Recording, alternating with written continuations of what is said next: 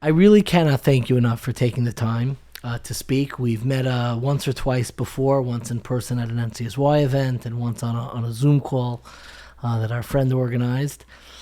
I wanted to talk about Chassidus, Chabad, and most importantly, the Rebbe. But I wanted to begin with Chassidus because a lot of times people's understanding of Chassidus is they drive through Borough Park or they're going through a New Square. If somebody were to ask you to introduce what is Chassidut as a movement, as a philosophy, what did it change? What did it contribute? What did it emphasize differently that was going on in Yiddishkeit beforehand? What would your response be? It's a very good and profound question. And I would say that the Baal Shem Tov, the founder of the Hasidic movement, at least part of what he tried to do was articulate the soul, the neshama, articulate the soul of Judaism, that's of the soul of Jewish law, Jewish thought, Jewish philosophy, Jewish mysticism, Jewish rituals, the soul of the universe, and the soul within the human being and within the Jew. In that sense, I would say that a lot of Chassidus is really articulating the spiritual science and physics of the universe. It's spiritual cosmology. Rabbi Adin Even Yisrael once defined Kabbalah as the official theology of Judaism.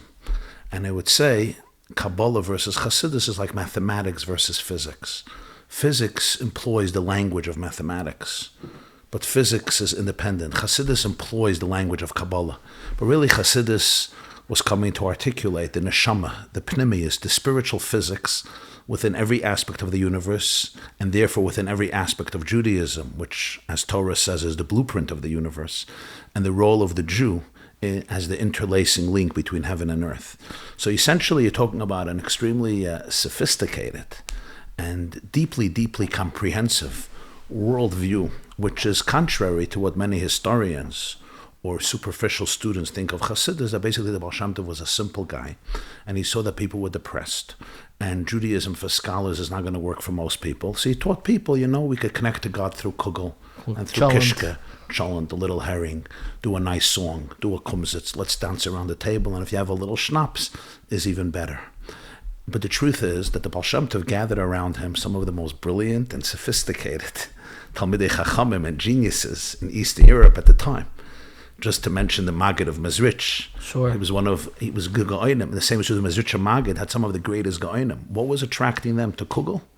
The Baal HaTanya wasn't attracted to the Mezricher Maggid because of herring or because of a dance around the table. He's talking here about some of the most seminal intellectual figures in Eastern European Jewish life. What attracted to them was there was a pnimius HaTorah. There was a deeper, infinite dimension of Judaism that completely transforms the entire worldview of Yiddishkeit and of the Jew, giving it a level of depth and sophistication and spiritual meaning and relevance that was unprecedented. As a result of that, it also gave tremendous hope and ecstasy for the simpletons. How do you understand why, for most of Jewish history, the approach of Chassidus was not known? Meaning, if it was so foundational, why did it take so long for someone like the Baal Shem Tov to reveal it? Meaning the Jews, for at least 1,000 years beforehand, they didn't have the approach of Chassidus. What is it that was happening? I don't know if you would use the term the zeitgeist or in the cosmology of the world. Well, we didn't have it before. We have the Rambam didn't have Chassidus. So why is it, in your understanding, why is it happening now in the 17th, 18th century? Very profound question. So generally, the way Judaism develops, we know there's a Medrash in Koheles. The verse has in Ecclesiastes, "Hakol asa yafa b'itay." Everything has its time and history. And the Medrash says that the Torah, it's also true. For example, the whole world of Talmud, the whole world of Gemara, the whole world of Mishnah doesn't begin in the genesis of Jewish history, right? It takes almost 1,000 years until we come to the explosion of Torah Shabbat Peh, whether it's Mishnah, Gemara, Midrashim. And then, of course, in every generation, there's various developments. So, it's really a question of what point in history divine providence orchestrates that a certain aspect of Torah would be revealed, even though everything was given to Moshe Rabbeinu at Sinai. The Yerushalmi says in Maseches Megillah, "Kol ma shetalmid vasek asad lechadesh," it all comes from Moshe at Sinai. for Moses at Sinai, I'm going to translate for those who may not Yeah, understand thank the you. original texts. But everything develops at a certain point in history. And I think there were two major factors in history during the time of the Baal Shem Tov. You're talking about the Baal Shem Tov was born in 1698 on the 18th of Elul. I think two major factors. Factor number one was there was a emotional and psychological breakdown in the Jewish spirit. The exile has simply become so long, the levels of persecution and savage suffering, disappointment, rejection on every level, the financial poverty, the moral decline, the cohesive social disintegration, the debacle of Shabsi Tzvi, false messiah, which created a spiritual breakdown. Of course, the pogroms of 1648-49, and everything accumulated together, and the dire state of the Jewish people. There was just such a profound sense of despair and loneliness. This came coupled with another challenge, and that is the Enlightenment. The Baal Shem Tov was born 1698. It's literally those few years when the European Enlightenment begins. So even though the Baal Shem Tov was born in some town in Ukraine, the Enlightenment happens in the West, but it's by divine providence, because literally the Baal Shem Tov and his movement that he would create. And we have to realize something unprecedented happens. I don't know of any other movement in history that within 30, 40, 50 years transforms the lives of 10 million Jews without a single bullet. Without power, without dictatorship, without influence. The Baal Shem Tov had nothing. He had a little shul in Even Mezhebush. institutionally, it wasn't... Institutionally, no power.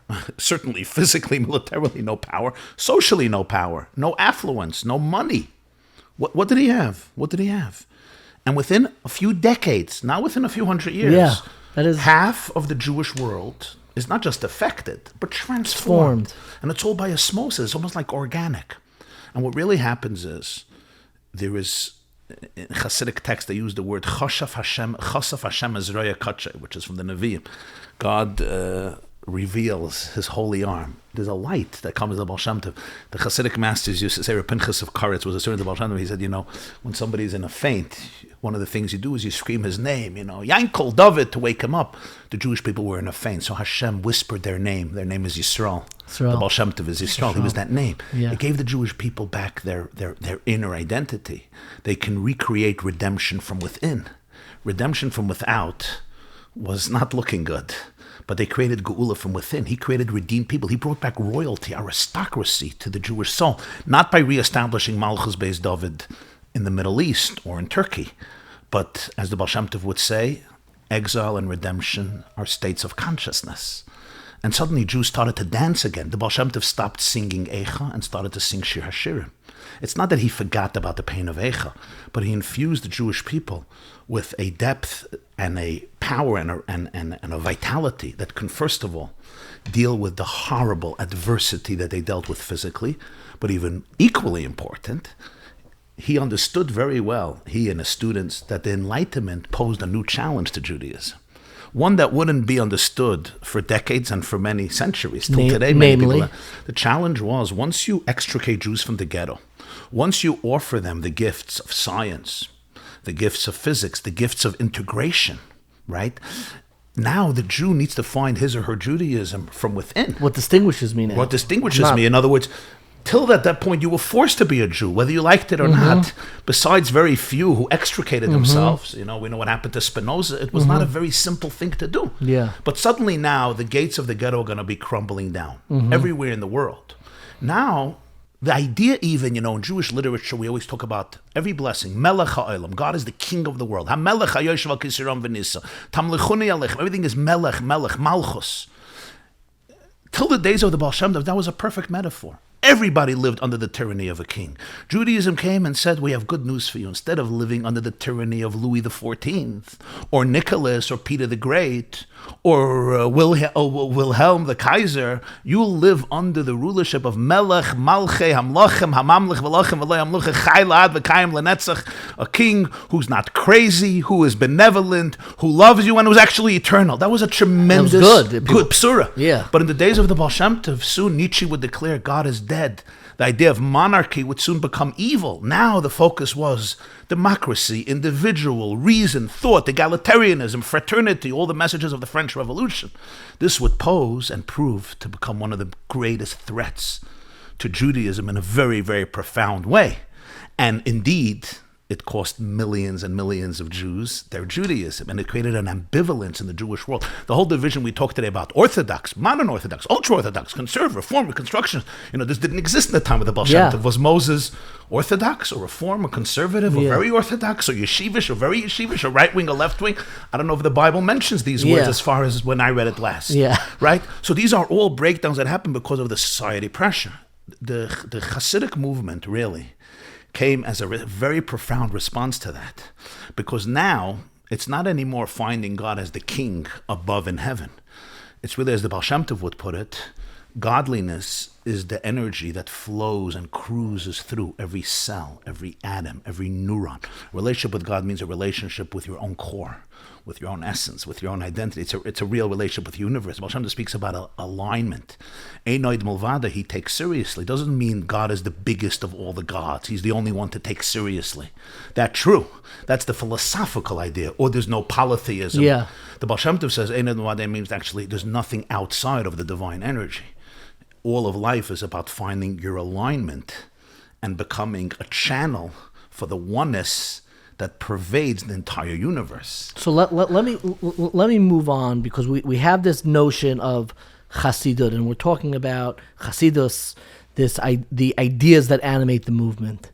And I want to move on to, again, he had a student, the Maggid of Mezrich, and he kind of franchises Chassidus and spreads out through his own students. And he had a student, the Baal HaTanya, Reb Shneur Zalman of Liadi, who begins the movement that we now call Chabad. Now, when people talk about Chabad now, they think of a Chabad house. It's an institution. It's an incredible institution. It's everywhere. Everyone is touched in some way by Chabad. That's not why I'm here to talk to you. I want to talk about how do you introduce, so we have this innovation called Chassidus, and now people know now there are different streams, branches, thoughts. I want to talk about Chabad. Introduce for me, I know I'm asking you to say the entire Torah on one foot right now, but introduce to me, what is the innovation, what is the uniqueness of the movement that developed called Chabad? Profound question. The founder of Chabad, his name was Rabbi Shneur Zalman of Liadi. Liadi is a city in Belarus where he lived towards the end of his life till he escaped from Napoleon.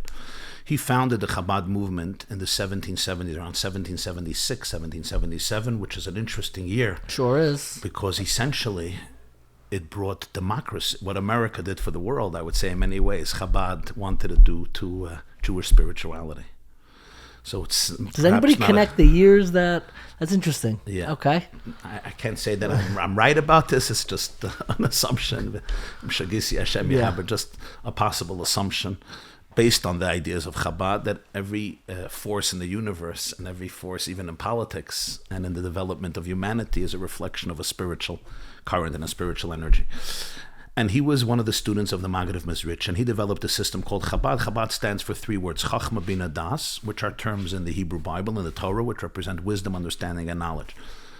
And I would say some of the cornerstones of his philosophy, I would mention two things. I would mention three things. Number one was the fusion between the halachic and philosophical streams of Judaism and the mystical stream of Judaism. Till the days of the Alter Rebbe, even though there were Jews who were great halachic authorities and great mystics, but the fusion was often very hard to recognize. Never mind, if you talk about the world of Maimonides versus the world of Kabbalah, oh my God, don't mix the Guide of the Perplexed with the teachings of the Arizal. Mm-hmm. These are two things you don't mix. Completely different disciplines. One is very philosophical and rational and mathematical. The other one is very mystical and romantic and spiritual, etc. I think Rabbi Shneur Zalman of Liadi, one of his most profound contributions is he wrote a Shulchan Aruch, he wrote a code of Jewish law, and anyone who learns it knows his rigorousness in terms of Jewish law and its entire system of thought. And yet he also wrote the Tanya, which is basically, I would say, the Bible of Hasidism, like the general seminal work of Hasidism. And what you see by him is a complete understanding and attempt to show the fusion of the mystical stream of Judaism and the halachic stream of Judaism, creating a unified, comprehensive program for life. So the refreshing component of that is incredible. When I'm learning a piece of Talmud about a cow being gored by a ox, or about a civil dispute, or about something very materialistic or very monetary, and there is a system of how to understand it and how to comprehend it, which the yeshiva world has developed in a beautiful, beautiful way. Rabbi Shnei Rav Eliadi would show how the mystical meaning of that law is completely connected to the actual physical meaning of that law, so that all of Judaism becomes a fusion between what he calls the body and the soul. That's number one. Number two, a major aspect of his was the idea of understanding Kabbalistic truths in a psychological and personal way, Chachma Bina Das. Many of his colleagues disagreed with his approach. They felt there's an inspirational figure, a personality. You watch him, and he's serving God sincerely, and that will inspire you.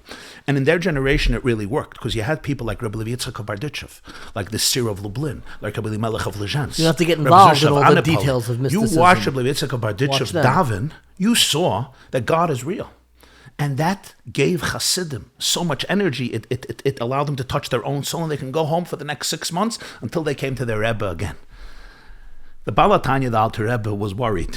What about in 200 years? There won't be a Rabbi Yitzchak Berditchev. In fact, people will look at institutionalized religion and orthodoxy and often see politics, superficiality, pettiness, sometimes stupidity, sometimes corruption, inconsistencies. Now that you mention it? At least some people, especially more sensitive and spiritual people. So the Alter Rebbe said, this won't be enough. People have to find God within. For this, they have to get to know what he called their animal soul. They have to get to know what we call today our traumas, our coping mechanisms, our wounds. His entire Tanya develops a system of understanding your coping mechanisms, which he calls the animal consciousness, that according to him is born in the trauma of separateness, meaning pre-creation, and when the soul is, before it's born, it's one with divine infinity. In the experience of perceived separateness, the animal soul comes in and says, I'm going to create a coping mechanism to help you survive in a very lonely world, but it's based on a deep philosophy of separateness and coping mechanism and the pain that we now have, a struggle between two souls. One soul that is fully in love, with full clarity and compassion and curiosity and inquisitiveness, and always with confidence and strength and clarity because it's a piece of God. But I also have another part of me that develops all these types of coping mechanisms, which can be anger, loneliness, anxiety, emotional detachment, of course, anxiety, fear. And according to the Baal HaTanya, you have to always be able to empathize with your animal soul, which was an incredible idea of his, not to obliterate it, but to empathize with it and understand its fears and then slowly transform it, but always be able to align yourself on a daily basis with your divine. What he was trying to teach with all of these teachings was that people need to be able to find the full divine truth within themselves, within their hearts, within their souls. He wanted everyone to be a little Rebbe.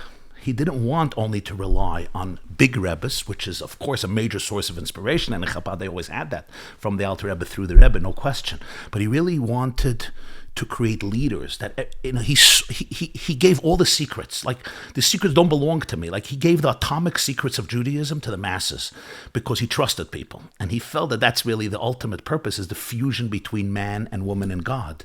God trusts you. I trust you. The Torah trusts you. Empower people. I think the last third element, I would say very briefly, is his understanding of the vision of Judaism to transform the entire landscape of planet Earth, which he called Dira B'Tachtonim.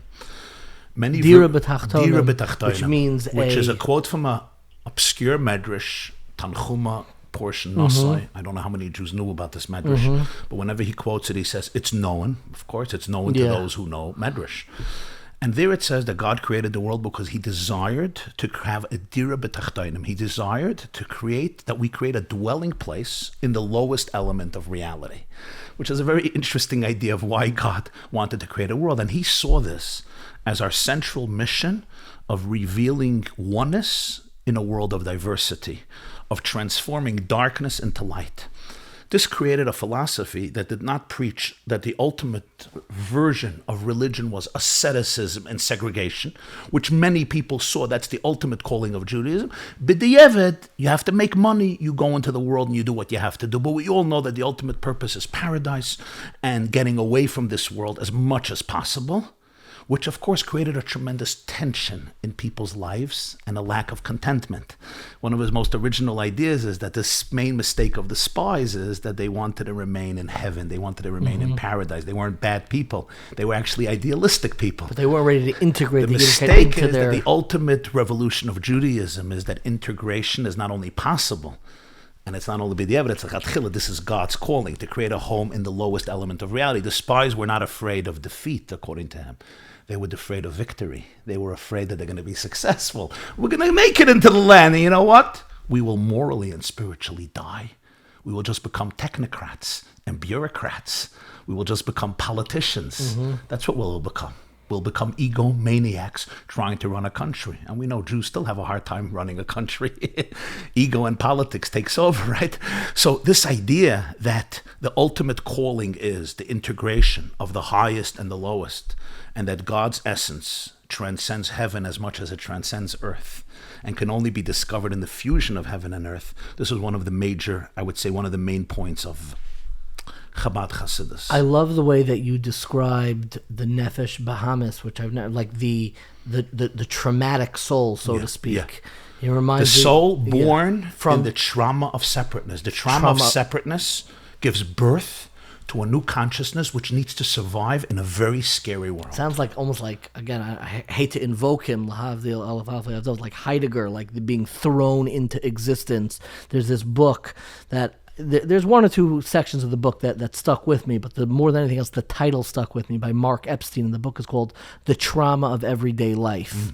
And understanding how Chassidus is actually addressing that is extraordinarily moving.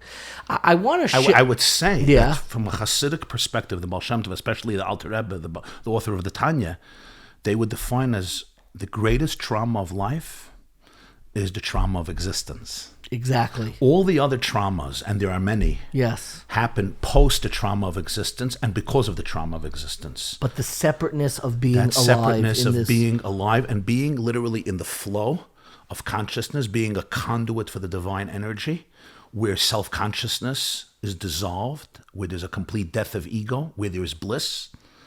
That sense of separateness creates a new identity. And the question is how well I do with that new identity. So some of us do amazingly well.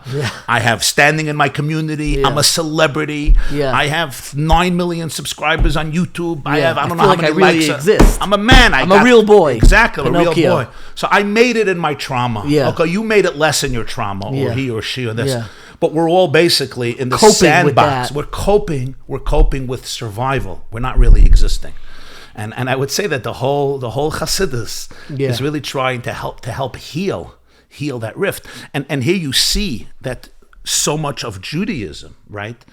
What now people are struggling with, anxiety, tremendous amount of anxiety, depression, searching for bliss, for comfort, for oneness, for integration, attachment theory, this whole search for healing. I would say in the teachings of the Baal Shem Tov and his students and the Alter Rebbe, it's like this is the DNA. This is the DNA of Chassidus. So I want to do something a little unusual that I feel bad because there are 7 Rebbes of Chabad. We just spoke about the first Rebbe, and we're kind of going to gloss over. I'm going to do something that I may really seriously regret. But after the first Rebbe, so I can at least mention the name, was the Mittler Rebbe, and then the Tzemach Tzedek, and then the Rebbe Maharash, Rashab, Frierdiker Rebbe, and then the Rebbe. 7 Rebbes. So you could look those up. There's a lot of books on all the Rebbes, but I want to bookend it. So, because we'd be here for many years. For 7 generations. Yeah, we'd be here for many generations if we go through each one. But where my questions until now have began with ideology, I want to kind of flip. And I wanted to begin by asking, do you remember the first time, because I want to begin talking about the 7th Rebbe, what's known as, what people colloquially call the Rebbe, or the Lubavitcher Rebbe, the one you'll see pictures of all over the place. Do you remember the first time meeting the Rebbe? I can't say that I remember clearly what was the first time, but I certainly have memories from a very young child meeting the Rebbe. I grew up in the Crown Heights section of Brooklyn. I was born in 1972. That's the year the Rebbe became 70. So there's a 70-year difference between us. And I would say I had the merit of growing up at the feet of the Rebbe, because my family, my father was very close to the Rebbe, and we davened in 770. So I saw the Rebbe either every day or a few times a week, certainly Shabbos. And so already as a very, very young child, I was very often there, and the Rebbe devoted a lot of time and attention to children. He had a very special affinity for children. Those are my favorite pictures of the Rebbe. Every time he went in from davening and out of davening, he would encourage the children, sing with them, dance with them, give every child money. Every time he went into davening to give tzedakah. I was once with a classmate of mine who was short, and he couldn't get the money, the nickel or the dime of the Rebbe into the charity box, and the Rebbe lifted him up. Lifted him up to really. So there was always this constant interaction as a child. You really grew up in that universe. I grew up in his 4 cubits, I would say, and really at the feet of the Rebbe my formative years. And you had a period until the Rebbe suffered his stroke and passed. And you had a period where you were writing you're writing over the Rebbe. So you're uniquely suited, because Chabad, for a lot of people, it's two different things. There's Chabad, institutional Chabad, and there is the philosophical movement of Chabad. Let's begin. What did the Rebbe do, emphasize, change, add to the philosophical movement that you just outlined from the first Rebbe? Again, there are Rebbes in between. But how would you articulate the unique contribution, the thought of the Rebbe? Where does it start? Where's the starting point for what he was trying to create? Excellent. Very, very profound question. You're making me think. I would say that there's something unique about Chabad people have to understand. I don't know if we have a similarity to it in Jewish history. The 7 leaders of Chabad, each of them was a genius in his own right. You're talking about here top-level geniuses, besides being... And not because we have stories, we have their svarim, their books. Yeah, in Chabad, unlike other Hasidic sects, there was a tremendous focus on writing down everything. Yes. We have close to 60 works of the Alter Rebbe, 60, 70 works, and this is 1700s, early 1800s. From the Baal Shem Tov didn't write anything. The Maggid didn't write anything. We have what his students wrote. Yeah. Thank God. We're very thankful for that. And even the other great Hasidic masters, if you have 1 book or 2 books... Do they ever explain why there's such an emphasis on writing in Chabad? Yes. Why is that? For this very reason I discussed above. In other Hasidic circles, the main focus was the inspiration that you got from the tzaddik. And he said a little vart. Here are the secrets. Write it down. Yeah, he said a little vart, and they got inspired. Yeah. And if you read all the Hasidic works, take Ur HaMeir, Kedushas Levi, Avodas Yisrael, Magid Varav Le'Yakov, Keser Shem, etc., it's usually a paragraph or 2, fiery, beautiful, inspiring, geschmack, delightful, and always triggering the soul in a positive way. The Alter Rebbe, his discourses are very, very long. That's why they're very, very difficult too. Very hard to comprehend. They're very, very profound and intricate because he did not want to sheer sparks of inspiration. He wanted people to integrate it into their system. And the only way they can do it is if they really comprehend intellectually and, more important, emotionally, the system. So take me back to the Rebbe. So now you have 7 generations, each one built on the previous one. Yes. So you're dealing with a fascinating reality. 7 generations, each one a genius, and they built their system on the one before. And then comes the Rebbe number 7. Right. So I think what the Rebbe really does is, I would define it in the word oneness. The Rebbe is the great champion of oneness. He becomes a Rebbe in post-Holocaust Jewry, post-Holocaust universe. His father-in-law passes away in 1950, and he succeeds soon after him. He was almost 50 years old. He was 48 years old. And socially, the Jewish people are obviously broken, even more than in the times of the Baal Shem Tov, much more. Bogdan Khmelnytsky murdered 200,000 or 300,000 Jews. Hitler murdered 6 million Jews. Spiritually, there's a tremendous danger of assimilation. Tremendous danger. Socially, and in terms of psychologically and emotionally, there's so much confusion and ambivalence. Also remember, millions of Jews left Judaism because they believed in the new isms that promised emancipation, redemption, false messiahs. How many Bundisten, Yiddishisten, socialists, communists, millions of Jews believed in these systems that let them down. European Enlightenment, integration in Germany and other centers of Europe. And then they suddenly saw such, not just disappointment, but such horrific evil that no one can even imagine. The Jews didn't believe it for many years. That's why so many didn't escape. And the Rebbe enters into this world. So there's a crisis on every single level. Probably, I would say, I heard this from Rabbi Jonathan Sachs. He said after the Holocaust, there were two smiles that God gave the Jewish people. One was Israel, and the second was the Lubavitcher Rebbe. I would say the Lubavitcher Rebbe was, after years of so much concealment, I would call the Rebbe a smile that Hashem, God, gave the Jewish people. Here was a person who, with the presence of his soul and his mind and his heart, he literally infused and resurrected the soul of the Jewish people in Israel and throughout the entire world. I don't know if since the destruction of the Second Temple, we can find a leader who affected every Jewish community positively like the Rebbe. And he did this not just through activism. You mentioned before, people know the activism of Chabad. It started really much more as a thought process. And the Rebbe's thought process was really the thought process of oneness. He took all the teachings of the Baal Shem Tov and all the teachings of the Alter Rebbe and the 6 generations above him, and I would say he did 3 things. Number one, the Rebbe spoke for many, many hours.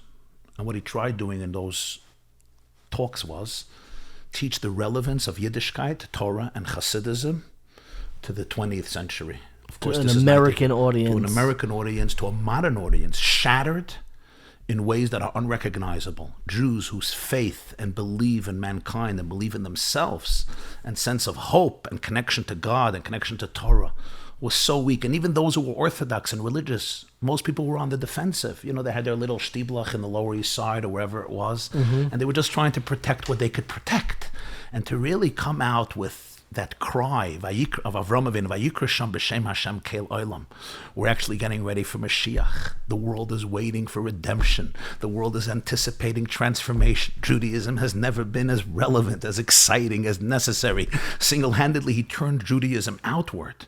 People credit the Lubavitcher Rebbe with the Chabad. People credit the Lubavitcher Rebbe, all the Chabad houses he created. I would say that's a smaller part of his accomplishments. I totally agree with you. The larger part of his accomplishments is all other institutions in the Jewish world, even those who are very, very far from Chabad, the ability to think big, the courage, the stamina, the expansiveness, what he would call a faratzta yamav akenov, one of his favorite verses, spread out in the east and in the west. Yafutzamai nesecha chutza was his motto from the book of Proverbs. Your well springs shall disseminate everywhere.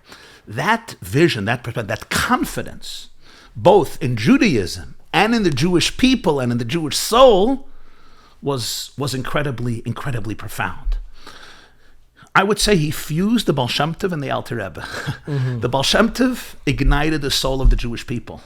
The Alter Rebbe ignited the mind of the Jewish people. And the Rebbe tried to do both. So many of his talks, he would try to teach the relevance of Yiddishkeit in a very real world. That integration I spoke about from the Alter Rebbe, the Rebbe took to a new level. There was never a Rashi, a piece of Talmud, a piece of Maimonides, a piece of Jewish philosophy, a story of the Bible that the Rebbe did not see in it an expression of profound psychological, spiritual truth. So the whole Torah became now alive. Every story in the Talmud, every law, even an obscure law in the laws of purity or impurity or some civil damages, when the Rebbe would talk about it, he would explain it in Talmudic system of analysis, what you would call brisk or akachava, because he was also a genius in Talmudic thought. But then he would say, and how does this apply to our emotional lives? And he could present the whole thing emotionally. So this was a very, very comprehensive way of taking all the teachings from the previous generations, I would say fusing it together and revealing the oneness in the Torah, the oneness in the Jewish people, and the oneness in the universe. So I want to, it's really incredible. I want to go back, and you'll forgive me. You don't have to answer any of these questions, but I want to come back. I want to ask 2 questions personal, and then I want to return back to the thought of the Rebbe.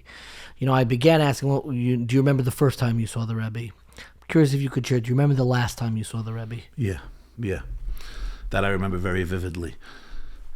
The Rebbe spoke for many hours, like all the Chabad sages. And the system that the Alter Rebbe set up was that they didn't write their own talks. They had what's called chayzerim. The Alter Rebbe already had it. Yeah. He had his brother. Sure. Chozrim were oral scribes who would Chozer means to review. Chozer means to review. So in the Chabad system, they would hear what the Rebbe had to say, and after Shabbos or holidays, they would write it down. The Rebbe also had that system. So from 1950 all the way till he couldn't speak anymore, he had a stroke in 1992, there was a group of Chozrim who would review and transcribe. The last years I was privileged to be on that team. The last Farbrengen, I'll never forget. It was Shabbos, it was a Torah portion of Ayakel. It was the 25th day of Adar, the first Adar, 5752. This is March 1992. The Rebbe was already an older man. He was almost 90 years old. He was 89 years old. He lost his wife a few years ago. He came down to the main shul 1:30 in the afternoon, as he always did. He would make kiddush, eat a little cake. They would sing a niggin, and then he started his talk. I didn't know this would be his last address. He spoke for an hour. He spoke loud. He explained the concepts, and the talk was devoted to the idea of unity. Unity within the individual, unity between the Jewish people, and unity of the entire universe as a preparation for what Mashiach consciousness is like. And it was all focused on the word Vayakel, which means to gather. And it was also Parsha Shkalim, when there's a mitzvah to give a half a shekel to the temple. And the Rebbe said, we never have a mitzvah to give half. It's always a mitzvah to give whole. Yeah. And the idea was that if you give whole, you're missing the point. You think you're whole. It's by giving half when you realize your second half is always the other. That you're unifying with. And together you become one. And he developed this paradigm. It was a beautiful, beautiful talk. Then there were other talks. This was Shabbos. I remember I was up a whole Saturday night, as I always was, transcribing it. First I would review it. There was a hookup. We would review it to the communities around the world. After Shabbos, I would say it over. And then I stayed up Friday night, Sunday. And actually, Sunday night, I was taking a flight to Israel, which I usually didn't do because my first cousin was getting married. I wanted to go to his wedding that Thursday. The Rebbe would stand and give dollars a whole Sunday to anybody who came. There were usually between 5,000 to 10,000 people from all communities and stripes and walks of life, and they would come get $1 for charity and a blessing, and some people would seek counsel or advice or blessing. It was a fast encounter with thousands of people. So usually I would not go to these Sunday dollars because I grew up there, and why bother the Rebbe with another person? I knew, it was a whole day. He would stand, literally a whole day, and he was 89 years old. But I was going to Israel that night, so I wanted to get a blessing. So I remember I came to the line and I stood there just watching and observing, hundreds of people going by, and everyone had something else to say. And you had Jews, you had sometimes non-Jews, you had politicians, you had secular people, religious people, great rabbis. It was an unbelievable mix of people, and how he could, go from one person to another person without skipping a heart's beat. And then came my turn, and in front of me, I'll never forget this, there was a little girl. She must have been 4 or 5 years old. She seemed French, and she was being held by her father. And the way she was dressed, I knew she did not come from a Chabad family, a Hasidic family, or even a religious family. And I could see her father, he looked like a secular, traditional Jew, a darker complexion. And he was holding his daughter, and he was literally right in front of me. This was around Sunday, 6:30 p.m. approximately, towards the end of the day. And the Rebbe gives her $1, and he says to her, bracha v'atzlacha, blessing and success.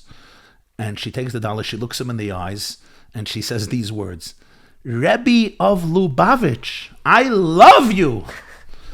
Now, nobody expected that. It's usually not what a girl, tells their Rabbi Daz. I even saw one of his secretaries felt a little awkward, it's not what you're supposed to say. But I saw the Rebbe burst out in such a smile from ear to ear. He was radiating with a sense of serenity, and his smile could fill the whole atmosphere. And he looked at her, and he said, thank you very much. And he gave her a second $1, and he says, this is for your love. And she went on. It was my turn. He stopped smiling. Smile was off his face. And I told his secretary that I was going to Israel that night. So Rabbi Groner was the Rebbe's secretary, Rabbi Label Groner. He told the Rebbe that I was traveling to Eretz Yisrael that night, and he gave me $1. He said, bracha v'atzlacha, blessing and success. Then he gave me a second $1, and he said, abgeben avtzedakah in Eretz HaKodesh, give this for charity in the Holy Land. And I move on. Those were the last words I heard from my Rebbe, because the next day was Monday. He went to pray at the resting place of his father. He would go every Monday and Thursday to pray there. He would read hundreds or thousands of letters. Then he would pray there all day. He would fast, and he would pray there. And over there he had a stroke the next afternoon around 6 p.m. And his secretary came in to take him home, and he saw that he has fallen there, And you never saw him again? I saw him afterwards. I'm asking. Oh, he came out afterwards a few times. And you were there? You would just see him? I was there. He came out to davening. He would come out Yom Tov sometimes. sometimes. He came out. He'd come out some very often. Later, he was feeling a little better, so he would come out every day for davening. There was a porch that they built, so I saw him many times. That afterwards. was the last words you heard. But the last words I heard was those words: "Thank you. This is for your love." And then when he told me I should give it for tzedakah in Eretz HaKodesh. And when the Rebbe was hospitalized, were people allowed to see him in the hospital? No. What happened was the Rebbe had a stroke. They brought him back to his room. They created some semi-hospital situation around his room, and it was a very serious stroke. It paralyzed the right side of his body, and he couldn't speak anymore. So he had to remain in his room. But a few months later, he started to come out to the crowd, but not to speak. He just came out for davening, and he could make with his hand when they were singing. Sometimes people went by, and he nodded to them. But then 2 years later, I don't know if you know, the same day that he had his first stroke, he had a second stroke. 2 years later, the same day. Chav Zayin Adar. I did not know that. 27th of Adar, yeah. Okay. That was a much more serious stroke. And shortly after that, he was in the hospital in Beth Israel. So it was kept very, very exclusive because it would have just been dangerous. And thousands of people coming. Yeah.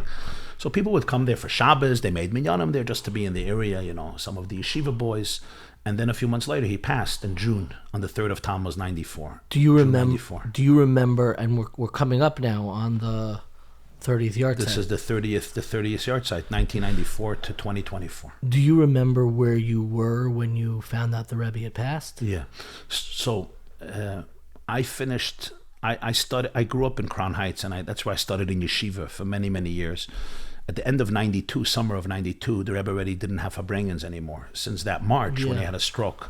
So my job was obviously finished. So I was always learning in yeshiva. So I was sent to learn in a yeshiva. They have in Chabad a system called Talmidim HaShluchim. Boys go for a year or two to another yeshiva, and they learn over there. And it's a good experience for them. First of all, they learn with the community. They learn chavrusa, and they also... they get their feet wet outside of their home, and they strengthen the yeshiva, and they learn with the other bachrim that are there. So they have these shluchim all over the world. So I was sent to go to Boston. There's a yeshiva in Boston, in Brookline, Massachusetts. I learned there for 2 years, those 2 years.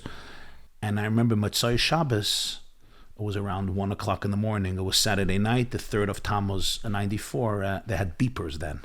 Yeah, sure. So one of my friends had a beeper, and they sent out a message from 770, Shema Yisrael, Hashem Elokeinu, Hashem Echad, Baruch Dayan Emes, and we understood what that meant. And again, so I saw the message, and then we we drove into New York because the next day was the funeral, Sunday. You were such a central part in that last part of his life when he was giving over Torah, and there was such a hope and an expectation that this would be. The Rebbe's going to be with us to the very end. On like a personal level, what does that do to you post 94, 95, 96? Where are you as a person, as somebody who was so close? Did that take a heavy toll on you as an individual? It took a very heavy toll on me, and I would say all my friends, especially our age. Your generation, yeah. Our age, because, I was 22 years old. So, you're still, I wasn't married yet. So it's really formidable years. Yeah. And so I would say, me, so some people, they're younger. Some people, their life is more established. I would say a lot of guys my age, it took a very difficult toll. Especially, I grew up literally at the feet of the Rebbe, and almost every Shabbos, I would say, I listened to him for hours, and I was involved in communicating it and transcribing it. And I think me and my colleagues and my friends, everybody really had to go on a very deep search, an inner search. Back to what I said about the Baal Shem Tov, to find everything within. And I do have to say that a few months after the Rebbe's passing, something dawned on me. I had that little epiphany. I started to review in my mind his recent talks that he gave the last year. And on Algemeiner Rebbe of 91, which was the last 6 months of his talks before he fell ill of his public life, he said something, and I knew at the moment it was strange, but I didn't take note of it until after his death. And what he said was that when his father-in-law published the biography of the Tzemach Tzedek's family, he was the third Lubavitcher Rebbe, he wrote before each of his sons the title Kvod Kedushas Admor, which is the title they use for a Rebbe. And the Rebbe said that's strange because in Chabad, the Tzemach Tzedek's youngest son became the Rebbe. He became the fourth Lubavitcher Rebbe, the Maharash. But he says, my father-in-law used for all of them the title Rebbe. And he tried to teach us a lesson that there comes a point in history where everybody is really open to becoming a Rebbe. He said this. He never spoke like this. It wasn't like, no, not everybody is a Rebbe. Like there's a chassid, there's a disciple, and there's a Rebbe. Like, and then he said, he almost acknowledged that. He said, now when we speak those words, I'm sure, segita tresel, people are trembling from this. But he says it's not far-fetched because every holiday, before when we open the Torah, we ask Hashem, v'yiskayim banu mikra shekasav v'nachal av ruach Hashem. We ask Hashem that within each of us should be implemented the verse that says about Mashiach, that the Spirit of God dwells on him, because each of us has a spark of Mashiach inside of us. And then he moved on to the next subject. And I thought about this, and I said, wow, why was he saying this? He was trying to say something. He was trying to empower a generation of his own students and disciples and saying, physically I'm not going to be present here anymore. He was preparing for... But I want you to realize that if what we were all trying to do was be a conduit for God, so it's not about me. I'm just a conduit. So you got to find that light in yourself. And when you find that light in yourself, you are the Rebbe. And Rebbe, not in the sense maybe that you can do everything he did or have his mind or heart or soul. I mean, in the sense that you become a complete channel for Hashem's oneness and love, being filtered and channeled through your talents, your creativity, your personality. When I started to reflect on this, I realized growing up by the Rebbe, this was one of his most constant and incessant messages. Empowering. You are the person. I remember once... do you think he knew he was going to be the last formal Rebbe of Chabad? It's very hard for me to know exactly what he knew and what he didn't know. What I do know is, and this I could say to you in full confidence, and this is not rumors or Hasidic miracle stories. This is what I saw and I heard, is that the last 6 or 7 months of his public life before he fell ill, he was saying and doing things that were very, very unique. So an example, the last Rosh Hashanah at his public address, he spoke about how every Rebbe knew that there comes a time where you may have to pass away and he has to prepare for the future. He said this the last Rosh Hashanah, and he spoke about the Tzemach Tzedek preparing for his future. I didn't know why he's saying it, but it was fascinating. The same Rosh Hashanah, he spoke about the symptoms of a stroke. He said that when you blow shofar, it says in Shulchan Aruch, your face should become red because there's a current of blood that goes to the brain from the intense blowing. But he says, may it be in a way, he used to blow the shofar himself and his face would become, he says, but may it be in a way that it shouldn't cause the opposite. And he described the symptoms of a stroke. That was fascinating. And then the same talk, he described a Rebbe knowing that one day he may have to pass away. Throughout the next few months, 2 things happened. Number one, he spoke a lot about things that he wouldn't speak about earlier. He also spoke about a new consciousness coming into the world. And he said, we have to open our eyes and we'll see that the energy of redemption is here. So there was this paradox in his talks. So nobody imagined it. A few weeks before his stroke, one day after Mincha, he turned around. I was there, the 3rd day of Shvat, I'll never forget. He turned around, he says he wants to say a few words. Nobody expected it. It was just a regular Mincha. And he spoke about Moshe's speech impediment and Aaron being a spokesman. And then he started to cry, and he spoke about his father-in-law. His father-in-law had a terrible stroke in the early 1940s, and it affected his speech impediment. And he said the professor, the medical, came to his father-in-law and said, why did God punish you from all people? Your main tool of communication with so many Jews, this is the previous Lubavitcher Rebbe, is your mouth. And that gift was taken away from you. And the Rebbe started to cry when he spoke about that. You were there? I was there, The I Rebbe saw him. really started to cry? Okay. I remember after Mincha, I told a friend of mine, this is not good. I didn't think, it's very strange. A few weeks later, he couldn't speak anymore. And he spoke about the responsibility. Aaron knew that he has a responsibility to be the mouthpiece for Moshe. And he spoke about himself included with all the Hasidim. It was always about his father-in-law. That was the main focus. So he said, it's our responsibility to be his mouthpiece, to be channels for his wisdom. Then a few weeks later, he had a stroke. I'm like, OMG. Another thing that was so interesting was, for 6 months, the Rebbe stayed up all night. He would always stay up all night. He slept only 2-3 hours a night. I saw that myself. I saw when his light went on and off. I would work on his talks throughout the night. So I would come down 3 o'clock in the morning, And I saw the light went off. Half an hour later, it went on. And the Rebbe had a very interesting schedule. He would sleep 2 or 3 hours a night, and he would basically spend the time learning. The last few months, a major part of his night was spent out cleaning his entire room. He literally went through every piece of paper in his room that was there since 1941. How do I know? Because the people who were writing his talks, he would send us things every night in the envelopes, and he would say, was this published? Was this published? Was this published? Suddenly, day after day, we were getting all these packages from the Rebbe's room. He wants to know what happened. This is from the 80s, from the 70s, from the 60s. So the Rebbe, for a few months, and the day he had a stroke, they came into his room and was spotless. He has organized everything. So I don't want, I'm not in a position to say what he did know, what he did not know, how much he knew, how much he did not know. The Rebbe was a very, very intelligent person. Besides everything else, he was a holy, but he was also a very, very intelligent person. A few years before he lost his wife, so I think the Rebbe probably imagined and anticipated and prepared in a way that more than what most people would imagine. But I think on the other hand, the Rebbe was also a real believer in Mashiach, and he hoped, I think, with every fiber of his being that he would see it happen in his day. And I think both things, merged in his life in a very real way. Well, let's talk about that. This is really the last thing that I want to talk about. The last time that we met, we spent a lot of time talking about the Rebbe's approach to Zionism. And I want to phrase this question artfully and thoughtfully.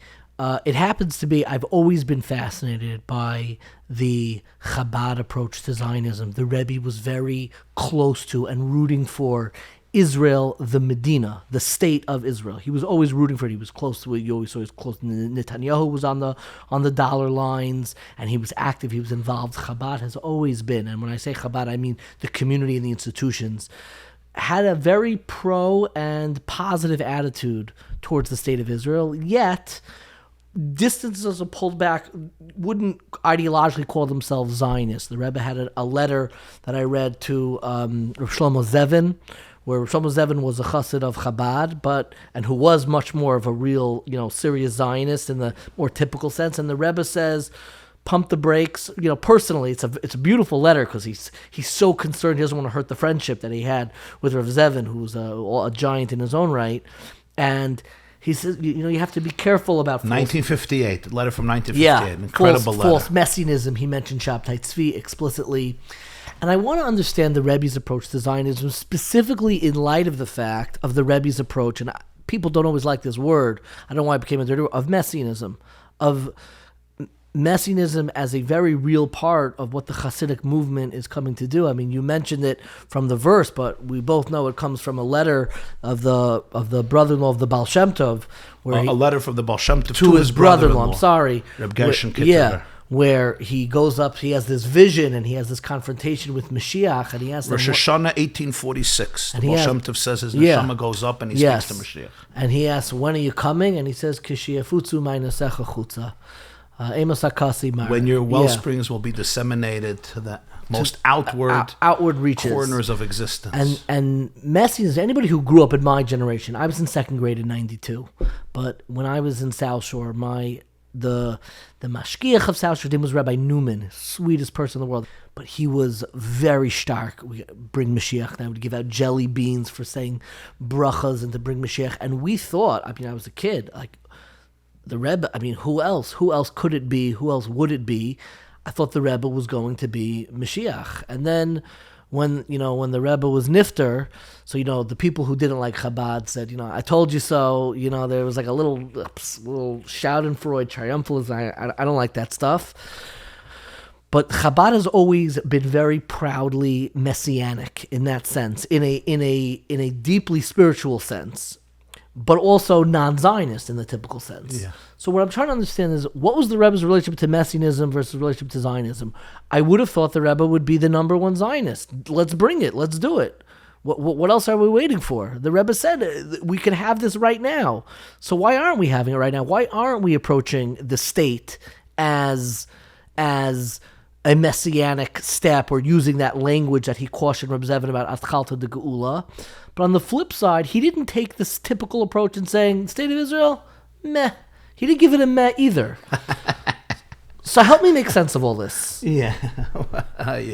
Like Hillel says in Talmud Shabbos, She'ela G'doyla Sha'al Tivni. When Hillel came out of the bathhouse, the guy wanted to know, why the Chinese eyes look the way they do. He said, you're asking a big question. Big question.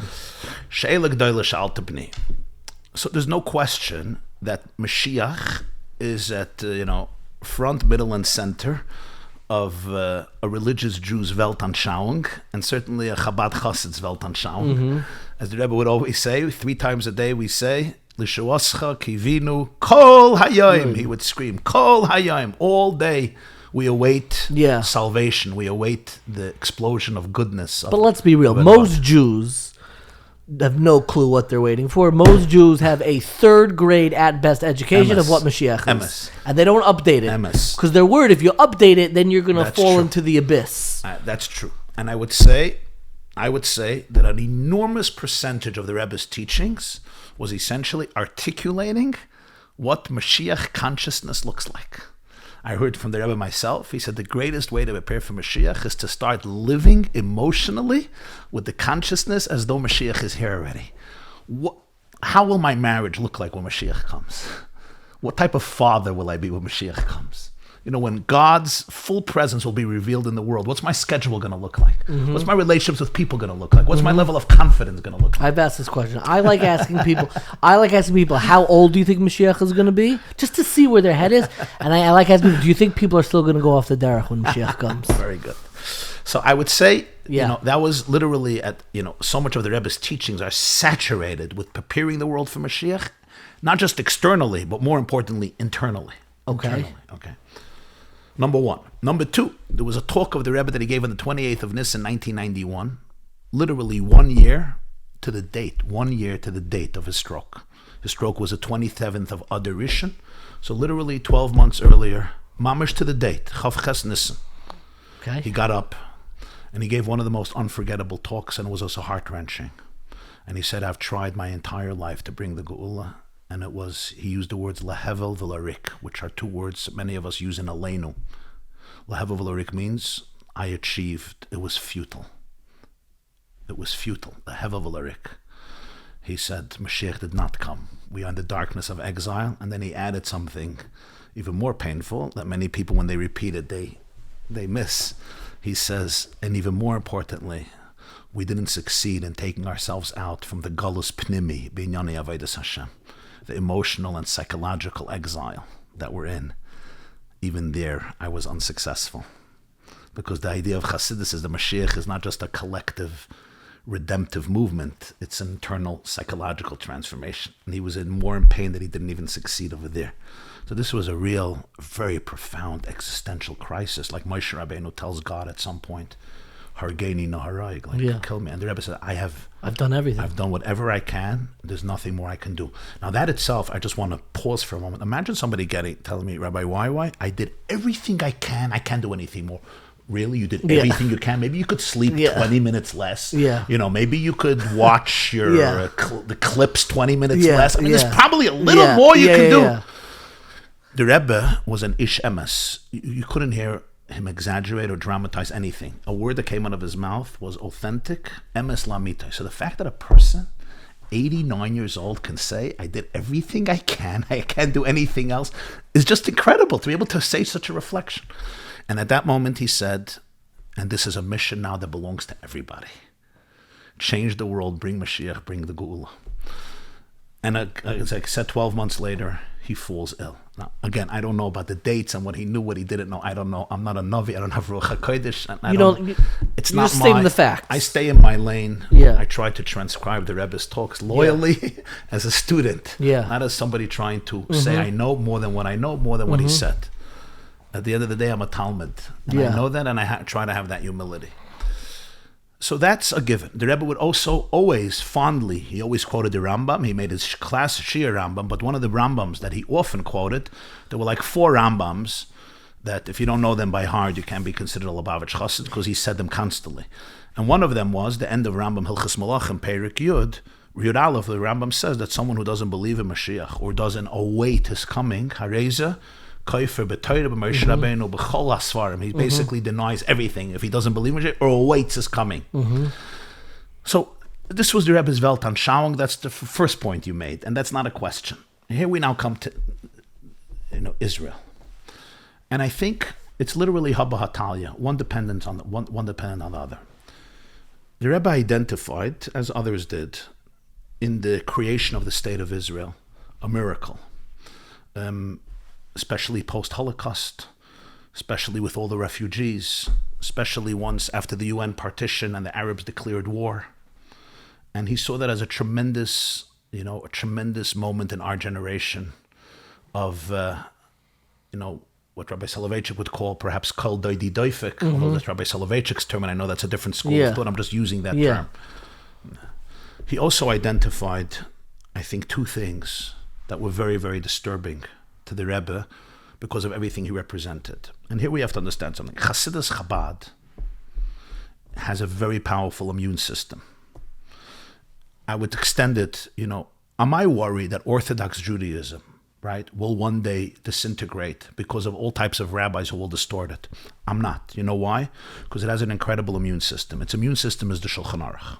Halacha. Jewish the Shulchan Aruch. Yeah. Of course, there's 1,000 different opinions about everything in Orthodox Judaism. But if you stay attached to... We know, if I get up to a shul, right, and I say, we don't have to put on tefillin anymore. Yeah. Or we could start using a mic, whatever it is. We could light up, we could use computers on Shabbos and Yom Tov. The system of Shulchan Aruch will spit me out. It keeps you tethered. Maybe I'll be charismatic. Yeah. Maybe I'll make a breakaway. Maybe I'll have a following for 50 years. Make a parnasa, I'll make a new money. movement. Yeah. I'll become an author. Maybe I'll win a Nobel Prize. But Shulchan Aruch is a system that has become the anchor of Torah Judaism. And it kept us who we are, and I'm not worried about it.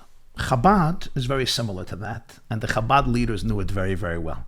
The Baal HaTanya wrote a Shulchan Aruch Harav. So with all the Chassidus and all the Halach and all the inspiration, it's anchored in an immune system that is focused on one thing, and that is absolute dedication to Halacha, to Torah, and to mitzvahs, based on the idea of the Baal Shem Tov, the essence of Judaism, that Einoid Milvadai, that we are all channels to fulfill Hashem's will in this world. And physical mitzvahs, not just thinking lofty meditative thoughts. Yeah.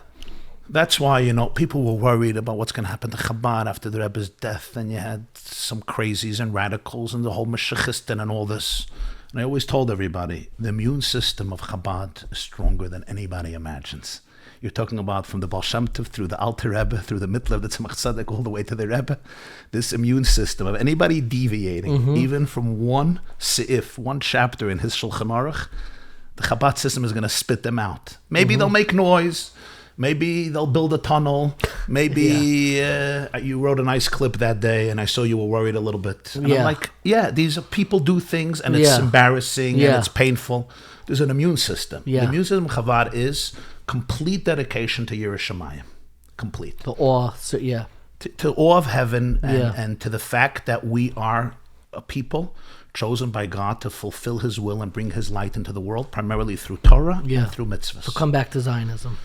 And this is where the Rebbe struggled a lot, because I don't have to tell you, the state of Israel was created by people who, in many ways, a major part of the agenda was to liberate themselves, in their words, from the old Jew. Many of them had a cheder education, and they completely rejected it. And the Rebbe felt that this is disturbing on two counts. First of all, any geula, any redemption, that is not completely here to serve Hashem as an expression of Hashem's mission for the Jewish people in the world is not just wrong, but it's a spit in the face of what the vision and the history of thousands of years of Jewish history is. So anything that's divorced from a complete commitment to Yiras Shamayim, to Torah, to mitzvahs, to Jewish divinity, education, to divinity, godliness, the Rebbe compromising this would be a spit in the face of the Rambam, of the Arizal, of Rashi, of Rabbi Akiva, of Rabbi Yochanan ben Zakkai, of King David, of King Solomon, of Moses, of Joshua. It would be the greatest spit in the face of thousands of years of Jews who blood, sweat, and tears sacrificed themselves for the land of Israel, for the people of Israel, and for the Torah of Israel, and for the God of Israel. So the Rebbe created that demarcation very clear. I'm going to support with every fiber of my being helping Jews. I'm going to support with every fiber of my being the fact that Jewish people are living in the holiest land of the Jew that belongs to the Jewish people.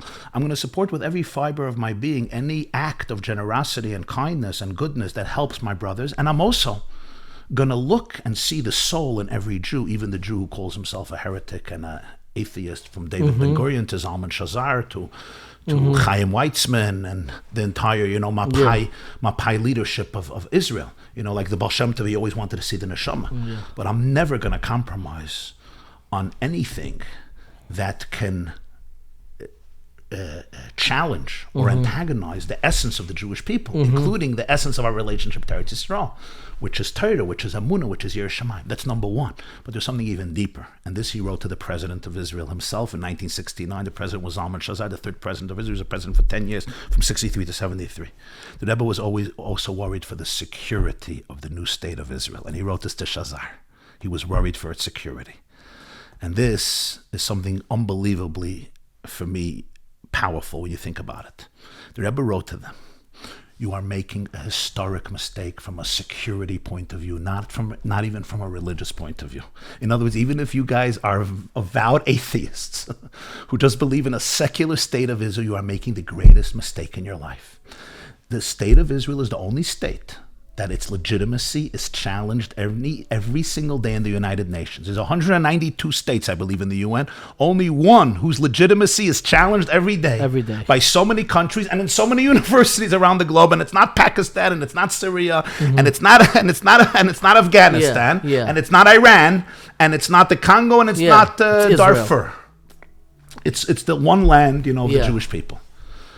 When you continuously say, this was created in 1948 as a secular state of Israel, you are literally pulling the rug out from under your feet. Say the truth. We're not here because of 1948. It's because God promised Abraham, the first Jew, 3,700 years ago, this land for eternity. It's stated hundreds of times in the Torah. That's your power. Your power of Medinat Yisrael is Eretz Yisrael. That's your entire power. And he felt that separation from the state of Israel, from the sacred land of Israel, that Jews over thousands of years, every Jewish child, they used to say, every Jewish child, 5-year-old, anywhere in Europe, anywhere in Asia, anywhere in Africa, sat down to learn Chumash, and he learned the first Rashi, and the first Rashi says, why does the Torah begin with the story of creation? You could just skip to the book of Exodus and get to the mitzvahs. This is a book of laws, it's not a book of history. Why do I have to know that Abraham fed 3 people milk? And Rashi says, the whole book of Genesis was written for one purpose, Rashi, the first Rashi. And that is, one day the nations are going to tell the Jews, you're thieves. You have conquered our land. You're occupiers. You are thugs. You are an apartheid state. You're basically engaged in genocide and ethnic cleansing. Listim atam shekavashtem. And Jews won't know what to say. So Rashi says the whole book of Genesis, including the beginning of Exodus, was written to give Jews an answer of how to speak to the world. And this Rashi wrote 900 years ago during the first crusade around 1096, when the question was not if Jews are going to be living in Israel. The question is, are the Christians going to rule, or are the Muslims going to rule? No one even thought at that point, unless through a miracle, the Jews are coming back to Israel. We weren't in the race, And this is what Rashi was addressing. So for 900 years, every Jewish child was living with this consciousness. The Rebbe said, why now you created a state with an army? God gave you this tremendous opportunity. Instead of telling the world the truth, that there's a reason 2,000 years we were dreaming about this land. Every time Jews davened, they faced this land. When they davened to God, they were learning about the Pesach Mikdash, they were learning about Maisa, they were learning about Truma, they were learning about Kedushas Mechitzas, about Maisa Shedi, about B'chor, about Karbanis. For 2,000 years, the world of Torah kept Eretz Yisrael alive in the Batei Midrashim, in the yeshivas, in the schools, the Talmud Torah, in the Chadarim, in Hungary and in Russia and in Lithuania and in Galicia and in Poland and in the African countries, the Ashkenazi countries, etc., West Europe, Eastern Europe. And he wrote to President Shazar that this will devastate us from a point of view of security. He says, not that I think anti-Semites care what you say, but he says, this is what he wrote in 1960. What about the morale of all the youngsters in the IDF who are idealistic, all the university students who are searching for idealism? And then he wrote, and all the students on campuses in the United States, 1969, who will all one day believe that you're a bunch of thieves and thugs. And that's why I think that to understand the Rebbe's position, you have to understand that there was a very, very subtle boundary that he created. The security of the land of Israel was one of the most common themes in his talks. I grew up with it. Yeah. 30 years from after the Six-Day War until his last talk, he dedicated sometimes an hour and a half an hour every Shabbos and Yom Tov to talk about the grave mistakes that Israeli leaders are making. I never understood why he has to take the time of 5,000. But the mistakes were always like the security issues. He felt, well, he spoke about two, I would say the two greatest mistakes that he felt was, one was that from a security perspective, they completely did not understand who they are, what their position needs to be, who their neighbors are, and they're creating a pseudo-reality based on false hopes that is going to come to bite them in a very profound way. I once heard the Rebbe say, I'm going to try not to cry. He said, people ask me, why do you always have to scream about this? The Rebbe, like, he couldn't hold himself back. It was Hanukkah. There's 5,000 Hasidim. We were here to hear about Hanukkah. So we have to hear an hour about what's happening in Shem and in Yehuda and in Shomron and in Chevron and Yerushalayim. Call Begin and talk to Begin. He spoke to Begin. They were close. Even though Begin ultimately went his own way, and the Rebbe was very disappointed by Begin more than anybody else. Because Begin, he had high hopes. Yeah. He had high hopes. They were close emotionally. Begin was a proud Jew. Yeah. Begin was a real proud Jew. Begin wasn't Ben Gurion. Correct. Ben Gurion was also a proud Jew, but Ben Gurion was a proud Jew as an atheist Jew. Yeah. Begin was a different type of Jew. Shabbos for him was holy. And then the Rebbe once said, what should I do? And I'll say it in Yiddish. There were 3 million Jews living in Israel then. He says, what should I do when I see with my eyes tears for generations? I see the grief of death, the bloodshed. What should I do? I shouldn't scream every Shabbos and Yom Tov. And literally he was describing October 7th, like the Rebbe was describing this the 1970s and the 1980s. He felt that Israeli leaders made a terrible mistake, and he said he felt it came from a deeper mistake. A deeper mistake is they were not completely persuaded what is theirs and what is not theirs. And they couldn't create an absolute non-negotiable mark in the sand, which will give security even to their neighbors and to the world to know what Israel's position is, what's non-negotiable, and would create a much safer environment for everybody. The Rebbe would say, ultimately, we want even Arab children to have a good future, not just Jewish children to have a good future. The Rebbe would say that. Yeah, I heard this from him. Yeah. Constantly, he would say, it would save lives on the other side. Lives would be saved. Not just children, even adults. Lives would be saved. He would say that. It's better for the other side.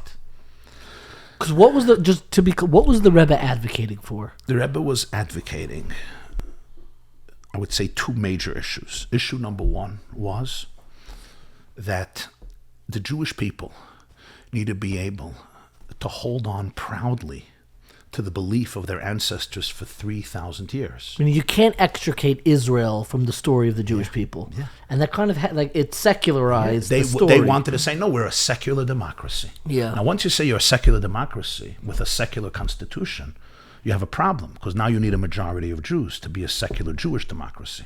But you're not. So you have to create a green line. But the green line is fictional. The Jews believe in the green line. Nobody else believes in the green line. Their neighbors say the whole Israel is an occupation and every Jew is a settler. The green line was our own demented, fictional creation to feel good about being a secular democracy without the need to connect to who we really are. And nobody buys it. Nobody buys it besides the Jewish people. So we created a fictional novel in our own minds, the green line. Even the liberals in the New York Times don't buy it. Even the liberals in Harvard and Columbia don't buy the green line. Pre-1967 is legitimate. Your whole thing is one big occupation. You have stolen this land, listimata. But this touches the identity crisis of the Jew in the 20th and the 21st century. And that's what the Rebbe was trying to heal. This is an identity crisis issue. In 1959, he wrote a beautiful letter to Ben Gurion. I would say it's one of the most rare historic documents I've seen. Here is a man who was 20 years younger than Ben Gurion, writing to him as a young Lubavitcher Rebbe who was not very known then. This is the 1959. He's writing to the celebrated Prime Minister of Israel who created a state in his lifetime. And he tells Ben Gurion, this is a printed letter to David Ben Gurion. He says, I'm sorry for mixing into your business, but I feel I have to tell you something. And that is, you're a man of great achievement. There's a philosophy that many of people were guided by, that Judaism was necessary for Jews in the diaspora. because they didn't have a land. Now we have an identity. He says, after 9 years of the existence of the state of Israel, 10 years of the existence of the state of Israel, I think we all see the truth. And that is, there's going to be a second and third generation growing up in this country. Hebrew they will speak. The Tanakh they will quote. They will live in the country of our forefathers. But emotionally, intellectually, and morally, they will be alienated from the values and the entire belief system of our people. The Rebbe wrote that too. Mr. David Ben Gurion. And he says, you are a person. You can argue with me that Israel is a democracy, but I'm not here to argue. I'm here to communicate what I believe. You have a tremendous impact. This is now a historic opportunity that you have to transform the trajectory of the state of Israel by introducing the values that have kept us alive from the day we stood at Har Sinai, and he wrote, he says, don't have other gods. It's not only a mitzvah, it's a prediction. It's going to be. It's not going to work. All other gods won't work. And the values of Yiddishkeit as a guiding force in the land of Israel are essential for an identity of people who will believe in this land. And he said, I'm not talking about an abstract religion. I'm talking about real mitzvahs. Now here I'm looking, the Lubavitcher Rebbe is trying to make Ben Gurion a Baal Tshuva in 1959. What are you thinking? He writes to him, do I really think I'm going to change the mind of a person, a statesman who has thought about his life? He says, it's not me. It's about the truth speaking. So I think, number one, the Rebbe felt that the whole Israeli leadership, we need to really identify who we are. Why are we here? Why is this land ours? Why is it ours? Once you do that, you can say with pride, this is my land. In fact, the Rebbe felt that Israel conceding territory, it was an act of spitting in the face of Jewish history. Thousands of years, Jews believed that God gave them this gift. You now own this gift. How are you giving it away? The Rebbe even once said, listen to this, you know why the Arabs are not making a Palestinian state? Because their souls deep down know that it's theft from the Jewish people. So they're not accepting it. They're not accepting it. They're saying they're not accepting it because they're going to destroy you completely. He said there's a spiritual message here. He even once said it's not good for the Arabs. It's turning them into thieves. But who speaks like this? Speak with confidence. Yeah. Take an example. The second thing, which right away translates into this, has to do with security.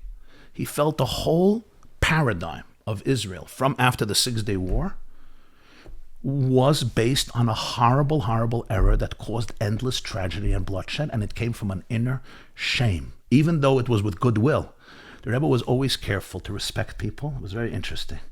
Never to badmouth, never to denigrate. So that letter you see with Reb Zevin, you see it like crazy. Never be petty, never personal, and always assume good intentions. But he spoke with pain about what he felt was a deep erroneous perception, even if it came with good intentions, but it was driven by trauma, by Holocaust trauma. Now you have to understand something. The first generation of Israeli founders, they saw the 6 million dead. So they were driven by an anger and by a motivation. I don't care what the world says. You killed 6 million people. I don't care. But 80 years later, you know what, the Alter Rebbe was worried about Chassidus. The kugel is not going to survive. You have to make it yours. 80 years later, the young Israeli leaders, they didn't see Auschwitz. They heard about Auschwitz. So if you don't really feel Israel is yours, if you don't believe it, the Holocaust is not enough to look at the world and say you can all jump into the Hudson River, and if you want, you can go into the Mediterranean. They don't have that ability anymore. They don't have that courage anymore. It has to come from within, not based on the Holocaust, but based on thousands of years of Jewish emunah and of Jewish history and of Jewish identity and of the Tanakh. And even, I was now in Israel, I said this to a general. He said, America won't accept this. I said, they don't have to accept it. They have to believe that you accept it. Why is Hamas so popular in the universe? I just want to put that's a nice, they have to believe that you accept it. That was the Rebbe's line. He said, you think they learn Rashi? I said, they don't have to learn Rashi. They just have to know that every child for 1,000 years grew up with this Rashi. That this Rashi is in every bone of our body. I mean, the Rebbe wasn't saying, we're going to bring to the UN a Rashi. But the UN has to look at us that we believe that we're Jews. Look, these Hamas Nazi criminals, the Hezbollahs, every word that comes out is a lie, filled with the desire for blood, and your world respects them. They see conviction. Conviction for what? Conviction to murder every single Jew. And that there's no Jew on a Muslim land. That they have conviction for, no question. And this is pure lies. Pure lies. Arafat told Clinton, there was no Temple Mount. There was no Beis HaMikdash. It's a Jewish fiction that Solomon built a temple. Arafat didn't have a problem looking Bill Clinton, the most powerful person in the free world, in the eyes. And Jews are ashamed to stand up and say the emes. There's 1.8 billion Muslims believe in the Bible. 2.9 billion Christians that believe in the Bible. Jews are the only ones who don't believe in the Bible. Okay, sure. They don't have to know your own issues. Go to therapy. But you're tearing yourself away from that. And I think another major component was, this was an example, a friend, I think a very powerful example, because Rebbe would always bring out this idea. Take El Al, right? Yeah. El Al is the coveted airline, Yeah. Because of its security even Yeah, before 9/11. sure. El Al knows that any terrorist would want to do a hijacking on El Al more than any other flight, because Israel's official. Yeah. Thank God it never happened on El Al. Hopefully it never will. And there's a reason for it, because they start scrutinizing the passengers, not when you come to the airport, but when you buy the ticket. When they ask you all the questions, they're not even looking for an answer. They're looking at your body language. They're looking at they your don't care if you twitches. know the parsha. It's irrelevant if you say, your neighbor didn't pack it. Imagine if El Al said, you know what, in the name of peace, there are so many people who oppose us, so many people who want to blow us up. We have a great idea. We're going to quarantine 25 seats and give it to you guys who don't like us, and show you goodwill for the sake of peace. And that airline, that part of the plane is yours. We won't bother you. We won't check your bags. We all know the end of the story. El Al would never survive. Why is it so clear with El Al? Because they know the moment you give away even one seat that's not under your full control, people want to blow you up. Jeopardizes the whole airplane. Jeopardizes the whole airplane. But you know why they can do it? Because they don't doubt that it's their airplane. And that was the Rebbe's cry. They don't doubt it's their airplane. And we doubt. We doubt. We do. Imagine if the leaders of Israel throughout every generation would say, this is our airplane. If we give away even one seat, all of our children might be blown up. And the Rebbe would say, you don't have to look far. He was a Shulchan Aruch Jew.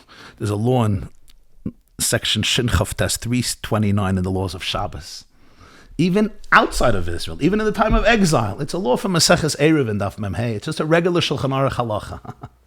That if there's a city on the border that gives access, if Gentiles are coming and they want to take it over, but they say they only want straw. We need straw for our animals. We're hungry, so we're going to take it over. So it's only a monetary loss, and there's no Jews there. We're coming in. Are you allowed to let them? Are you allowed to give them access? And the answer is, you have to desecrate Shabbos. You have to violate the whole Torah. Why? Because since on the border, you never know what a person's intention is, and therefore any access can endanger the entire country. Now, this is when they're saying we want straw. When they're saying we want every Jew dead, and even those who don't say it, right? But they cheer for Hamas. The Rebbe said, imagine El Al gives away one seat. And therefore the entire mindset and philosophy of compromise, of concession, he felt was one of the greatest historical errors that any country has ever made in history, and will prove a disaster, not just for the Jewish people, but even for all the Arab neighbors. I'm extraordinarily moved by that, but the question that I have, and I think it's the question of this moment, and we're going to wrap up soon, you've been incredibly generous with your time, is when I think about, we don't believe that story anymore. So it's easy, and the way most people tell that story is they hand wave, they look at all the assimilation and secular Jews and this and that, the Bundists, the communists, and they say, if only you guys would believe. And especially recently, there's been this awakening where people, where they grew up, they didn't get a yeshiva education, they don't know anything, and they're like, I wish I learned more. But we grew up in the Orthodox world. And the part that worries me is that over the last 50 years, I don't think our community is ready to share anything with the outside world. I blame the Frum Jews, meaning was the vision of the Rebbe all the Jews in the world, so that they believe they're all going to enroll in, they're all going to move to the 5 towns and to Boca and to Teaneck or Muncie and they're all going to be sending their kids to yeshiva, meaning Mashiach, to get everybody to believe everybody's going to be an Orthodox Jew, meaning what's the vision? we had this time in the 1950s to where we are now, where we're like, we got to sustain Torah and this, and we got to make sure the believers who buy into it. So we had this community, my parents' generation, your parents' generation. But this generation of Orthodox, like, we don't even know that there are Jews outside of our community. It's so cultural. It's so sociological. I mean, thank God I got a wonderful yeshiva education. I know a lot. But most people don't think a second about these things. And we think that we have a Yiddishkeit that's going to be able to address and connect to the rest of the Jewish community.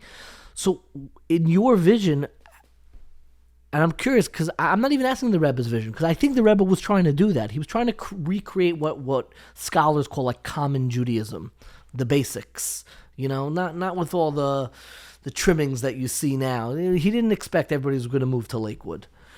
But I'm curious now, like, what do you advocate for to create a universe where we could actually have Jews believe in Judaism again? Because I think it's our fault. I don't think, I don't mean you specifically, me specifically. Yeah. The people who actually know something. Yeah. We've been sitting on this knowledge. We're 30 years since the Rebbe was Nifter. Yeah, I get it. There's an expression in Zohar. I don't know Zohar by heart. I know some pieces of Zohar, but I heard this from the Rebbe so often, so I know this is Zohar. The Zohar says that the accomplishment of Mashiach is going to be Asid la Savet Tzadikaya b'Tiyufta. The greatest accomplishment of Mashiach is going to be that he's going to turn tzaddikim into Balei Tshuva. He's going to take from Jews, religious Jews, and allow them to do tshuva. What did the Rebbe mean? He would quote the Zohar constantly. That in the greatest achievement of Mashiach is that from Jews are going to become Balei Tshuva. Tzaddikim are going to become Balei Asid la Savet Tzadikaya. He will bring back the tzaddikim, which means the good, righteous, holy, what you would call Shomrei Torah, educated, Torah, mitzvahs, who whole daven 3 times a day, who learn, who believe in God, the whole everything. Thing. They're going to do tshuva. Do tshuva? That's such an insult. Yeah. Imagine you're a tzaddik. We're the ones who brought Mashiach. Yeah. We're the ones who are... I'm a tzaddik. The Zohar calls him a tzaddik. La Savet Tzadikaya, not just a frum guy. A tzaddik means he takes it seriously. Yeah. Tshuva? Yeah. The Rebbe would explain. The word tshuva is not repentance for sins. Tshuva is a reorientation of consciousness. Tshuva is that you become really aligned with the source of reality. And sometimes religion could be an obstacle for that, as much as secularism. Sometimes the greatest impetus for a narcissistic ego is religion. Sometimes the greatest impetus for stubbornness, for the tenacious rejection of anything outside of my own comfort zone, for the inability to really experience and breathe God consciousness in my breath. And see the other. Religion. Because I'm comfortable. I'm serving God. I have paradise. Yeah. I'm having nachas for my children. So very often what happens is, and we see this so much, that's why there's a lot of addiction in our community, a lot of alienation in our community, there's a lot of anxiety in our community, a lot of cover-ups, because religion is the core of Judaism. But when religion is stripped from what it really is, which is a flow of divine consciousness, which is all about vulnerability and openness and expansiveness and internal introspection and reckoning and the ability to experience death of ego and to allow my ego to disintegrate and search for truth. Sometimes, and I say this painfully because I grew up in an Orthodox community, so I know this for myself. Sometimes my orthodoxy can become the greatest obstacle for that. I become arrogant, I become judgmental, I become dismissive. Mm-hmm. I start looking at the color of your hair or the color of your hat. It's all about me versus you. It's all about don't challenge my space. It's all about you're an atheist. I'm the only believer. And I think, a major part, as a student of the Rebbe, I know a major part of the Rebbe's work was what he called Yafutza Meinesecha Chutza, what Mashiach told the Baal Shem Tov. What does that really mean? The Baal Shem Tov was all about setting the world on fire. The Baal Shem Tov would say, do everything you can do and you'll set the world on fire. It's really about realignment. It's about a spiritual revolutionary transformation, not revolution through bloodshed, God forbid, but an openness of consciousness. And I think that openness of consciousness is what the Rebbe meant in his last months when he spoke, literally the last months before he fell ill, when he said, if you open your eyes, you will see that there is a openness and a yearning now, and you can already feel the redemption in the air. And I think that's exactly what we're talking about. We're talking about all of us going through a very, very serious change in a very positive sense. And you know what? It's happening. You know how it's happening? It's happening through the children. The children, not your generation, but the next generation. Yes. Some of them are struggling so much, they're actually helping their parents sober up from their religious ego and ask not what God can do for them, but what they can do for God, and really challenge them to open themselves up to a deeper state of awareness. And back to what you started, the whole Chassidus is really about saturating the world with divine consciousness. What does divine consciousness look like? Divine consciousness, we don't talk about that in our schools. No. We don't talk about that in our yeshivas. No. We talk about amazing things. Phenomenal. I work in the system. I It's a teach in miracle. the system. It's a miracle. It's a miracle, and the miracle should continue. Yeah. But Mashiach knew that he has to make tzaddik and balei tshuva. Divine consciousness means that I'm actually in a very, very deep place, a channel for blissful oneness. Now, many Orthodox Jews would hear these words, and he's like, what's this guy smoking? Yeah. What's this guy on? I don't know what you're talking about, you know? You want to say a vart in the parsha, say a vart in the parsha. Yeah. And the Rebbe and the Baal Shem Tov was saying, let's stop with Werther. Okay? Yeah. We love Werther. Everybody, Yeah. let's stop with Werther. Can we really experience ourselves as nothing but the energy of God in the world? If I may, and this is based on you, I think what makes it very difficult is because it's very hard to really confront the trauma of separateness and the trauma of existence, because we've developed better distractions. Great coping mechanisms. Great coping mechanisms. One of the most moving teachings of the Alter Rebbe in Likutei Torah is, he says, tshuva is not for sin. Obviously, tshuva is for sin. He says, tshuva is, these words, V'haruach tashuv el Elokim asher nasana. The soul experiences anxiety every day because it's not really separated. And tshuva is healing that anxiety. That anxiety we need to confront. That's the anxiety of a soul once you peel away all the layers. What often happens is we create coping mechanisms, and sometimes those coping mechanisms could be holy. But they're still coping mechanisms. We build yeshivas. Exactly. You don't understand what I mean. Yes. So building the yeshiva itself is a mitzvah, and that's beautiful. I'm Right. No, it's just important to distinguish. But it helps you. It helps me remain detached and separate, right? I finished giving the most beautiful speech. It was inspiring. I get a standing ovation. I'm talking about me, right? It also helps. I walk home. My coping mechanisms just worked. Yeah. I'm a celebrity. I got a standing ovation for 3 minutes. Nobody gets that. Yeah. Amazing. I could go home, go to sleep, and say, you know what? I have value in this world. I just fed into the greatest trauma of my own existence, that I need to be separate. I need you to tell me validate, I'm a good guy, to feel that I have value, which is really coming from the deepest sense of pain. And it's almost like telling a fish, again, the Balatanya's metaphor, going to a fish in the water and saying, what a poor fish. Nobody gives you validation. Come, let's honor you by the dinner. And we take the fish out of the water, and we put it up on stage, and we take pictures, and we send it out on WhatsApp, and the fish will turn to you and says, do me a favor, don't kill me. Just throw me back into the water. I want to be invisible. Essentially, that's the whole Chassidus. The soul wants to be invisible, not because it's not confident, not because it's traumatized. It wants to be invisible because any visibility, any attracting attention to me is the greatest form of pain for the soul. It means I exist. I exist is the deepest wound that the soul has. It tries to liberate itself. Some of us drink. Some of us do some other stupid things, all to liberate ourselves from that. And as Dr. Twersky of blessed memory once told me, he says, sometimes the greatest addicts among us are the most sensitive among us. I would say, meaning you don't even have to get so dark, when I think of this, and we'll wind up, I always end up with questions, but when I think of what you're talking about, I don't even think of the drinking, the addiction. I think people, they build companies that will outlive them. They build, development. And even spiritual accomplishments. If I could learn and author a book, or I could become a gadol. And be honored. Standing ovation, going viral.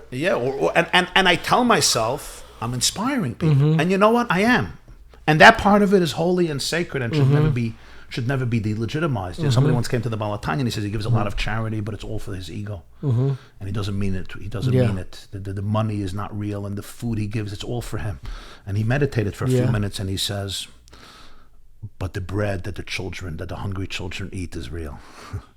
The bread that the hungry children eat is real. That's real bread. So we have to remember that. Yeah. The bread remains real, and that remains even when we go back to our truth. That's the power of the mitzvah itself.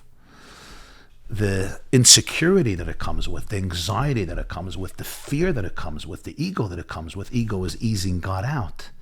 That's a transformation of consciousness, and there's no judgmentalism in that world. I would say what touches me about the Rebbe, maybe more than anything else, is, I heard him speak for hours. I saw him pray. I saw him in action, so to speak. I saw him dance. I saw him farbrengen. But just watching him and being in his presence, I just saw what it means to be in alignment 24/7 and not to allow yourself to be extricated from the flow of divine infinity. I would often, as a child, I would wonder why the Rebbe doesn't socialize with the people more in shul. Like a good rabbi, smachta, how are you, good Shabbos.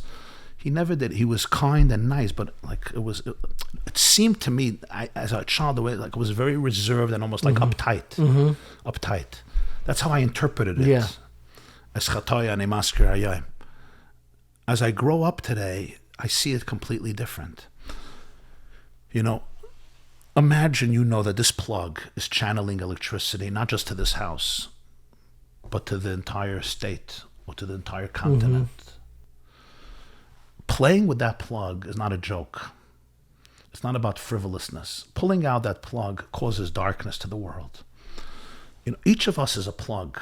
Neshama shenasata b'tahiri. The Baal Shem Tov taught we're all channels of divine electricity, everyone uniquely. A tzaddik knows that this plug is channeling a lot of light into the world. Pulling it out or even playing with it, disconnecting it, it's not a selfish thing, I need to be plugged in. The light in the world gets compromised. And I think that's really what Yiddishkeit is about. The tzaddik may live it all the time, but that's what it really is about. It's 24/7. Am I in a state of alignment or am I not a state of alignment? Because if I'm not a channel for electricity, there's a piece of the world that becomes very, very dark. I cannot thank you enough for taking really an incredible amount of time. I have 1,000 more questions, but you've been so generous. I always end my answers with rapid fire. This is like quick, 1, 2, 3, 1, 2, 3. I'm always looking for great book recommendations. The difficulty with Chabad is there's so much out there, so you never start. It's easy to start Kedushas Levi, one volume, beginning, middle, end. If somebody were to ask you for a Hebrew and an English, they don't have to be the same, a recommendation, where to start with the Torah of the Rebbe, what would you tell them? I would say Likutei Sichos. Likutei Sichos. From the beginning, the first one? I would start with Likutei Sichos. It's a set. They're in Hebrew, not in Yiddish. So Likutei Sichos, you have in Hebrew, you have in English. Okay. That's what I would say. Those are I think and in English, a basic introduction for at least a lot of the Rebbe's talks and teachings. It's a big yam. And the Rebbe didn't write his works like in an organized way, like a sefer on this. So you have to really. It's mamash mayim shein lem seif. Yeah. Okay, and English work. Somebody introduce. Somebody, I don't read any Hebrew, but I hear so much about this Rebbe. What's he about? What would you hand them? My brother has a book, Towards a Meaningful Life. Okay. Very good. Sure. Rabbi Jonathan Sachs has a book on the Rebbe's talks. What's that called? Torah Studies. Torah Studies, yes. Torah Studies, that's more translating the Sichos. My brother's more general perspective. I think also some of the biographies, I think Rabbi Miller and Rabbi Telushkin's biographies about the Rebbe's lives were very good. I'm always curious, if somebody gave you a great deal of money, allowed you to take a sabbatical, no responsibilities whatsoever, and you have to go to university and get a PhD, what do you think you would study? The interplay between physics, cosmology, and Kabbalah and Chassidus. That is fascinating. My final question, I've always been a terrible sleeper, and it sounds like you mentioned a lot how little the Rebbe slept. I'm always curious about my guests. What time do you go to sleep at night, and what time do you wake up in the morning? Yeah. Now you sound like my wife. When are you going to bed? When are you going to bed? You have to sleep. You can't do like this. So because I have my hands mixed into a lot of different situations. So sometimes I have to deal with a lot of responsibilities and crises. So even though I like to go to sleep earlier, I usually end up going to sleep pretty late, unfortunately. Late is not an hour, but your answer is late. Final answer. It's usually very late. And wake up. You're early or. I used to give a shiur 5:30 in the morning every day. I would start a shiur 5:30, an hour Gemara, and then Halacha, and then Chassidus for many, many years, until the doctor told me, if you want to live longer, you have to sleep a little longer. So now I wake up a little later. I cannot thank you enough for your time, your wisdom, experience, everything that you shared today. It means a great deal to me. Thank you for the opportunity and the privilege.